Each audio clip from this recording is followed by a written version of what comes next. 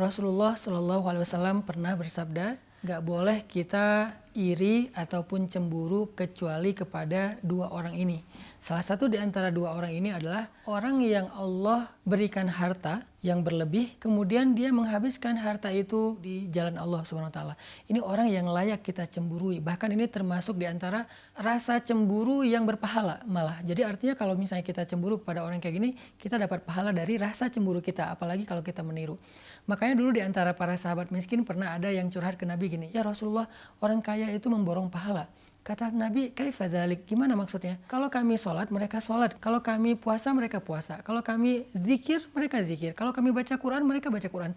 Tapi kalau mereka sedekah, kami nggak bisa sedekah.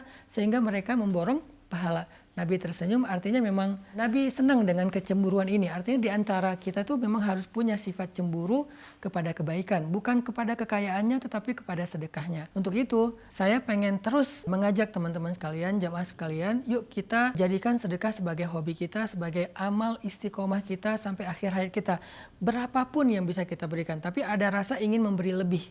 Nah, bagaimana cara biar sedekah ini menjadi pahalanya berlipat ganda, pahalanya bukan hanya seangka yang kita berikan, maka bersedekahlah secara jama'i, secara berkelompok, berjamaah, jangan sendiri. Kalau kita sedekah sendiri, misalnya kita punya uang, kita kasih kepada seseorang, lalu dia pakai makan, maka pahala kita sebesar yang kita berikan. Tapi kalau kita sedekah berjamaah dalam sebuah proyek, sehingga manfaatnya bisa lebih, maka pahala kita bukan seberapa yang kita berikan, tapi pahala kita seberapa besar manfaat dari total sedekah tersebut, karena dia diakumulasi. Misalnya kita bangun masjid. Bangun masjid kan nggak mungkin kita bangun sendiri ya, pasti kolektif sama yang lain. Kita ngasih 100.000, kita ngasih 1 juta, sementara untuk bangun masjid butuh sekian M. Sebutlah kayak Masjid Rohilah, kita butuh dana sekitar 4 miliar, sekarang kita baru selesai 2 miliar, masih setengah lagi, maka uang kita tuh cuma 1 juta, tapi kebutuhan dananya tuh 4 miliar. Ketika dikolektifkan mencapai angka 4 miliar, insya Allah 4 miliar itu akan menjadi sebuah masjid yang layak, masjid yang luas, masjid yang menampung 1.000 jamaah setiap hari, yang di dalamnya dipakai amal soleh mulai dari sholat, ibadah, Quran, ta'lim, ilmu, dakwah, dan banyak lagi kebaikan yang lain. Kita tuh dapat pahala kolektif, teman-teman. Itulah bedanya beramal sendiri dengan beramal berjamaah. Sama kayak sholat sendiri dengan sholat jamaah. Sholat sendiri dapat 1 pahala, sholat jamaah dapat 27 pahala. Begitu juga sedekah. Kalau kita sedekah sendiri, uang kita kasih kepada orang yang membutuhkan, baik.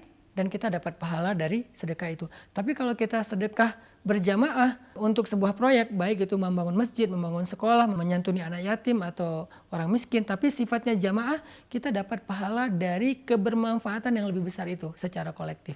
Maka ayo kita sama-sama terlibat dalam proyek langit membangun Masjid Rohilah atau Masjid Pemuda yang ada di pesantren. Semoga dengan sedekah kolektif kita akan mendapatkan akumulasi pahala yang besar dari setiap amal soleh yang dilakukan di Masjid Rohilah. Di Masjid Rohilah itu setiap awal bulan Hijriah kita mengadakan khatam Al-Quran 30 juz dalam sehari dan juga doa-doa.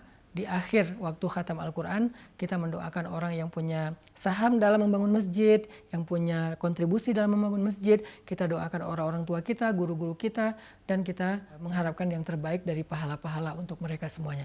Sehingga membangun Masjid Rohilah bukan sekedar membangun fisik, tetapi membangun rumah kita di surga insya Allah. Barakallahu fikum.